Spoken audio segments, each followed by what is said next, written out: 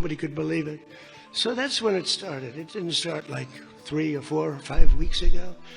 And Obama wouldn't do it.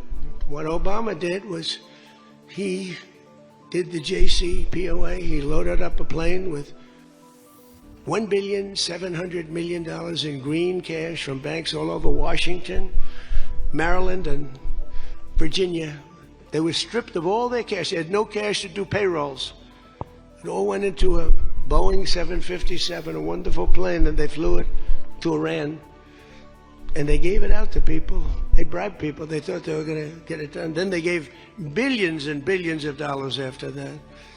And they got a deal that was a road to a nuclear weapon. I get so angry, I guess. I'm allowed to get angry. When I watch the Democrats, they talk about it all the time. We had this deal done. You had a deal that was going to give them legally a nuclear weapon. And if that happened, Israel would have been blown away. And in all fairness to Bibi Netanyahu, who happens to be a good man, gets a little excited sometimes. But he happens to be a very good man. We've had an amazing partnership. He's been an amazing prime minister. We have a little dispute over Lebanon. And I say, you can do a little softer touch, Bibi. You don't have to knock down a building every time somebody walks into it that's from Hezbollah. But it's been an amazing partnership. But he will say, we're the big partner, and he's the very small partner, and that's true. So he came to the country, and he begged Barack Hussein Obama, the president, not to do the JCPOA. He said it could be the end of Israel, and it would have been if I didn't come along.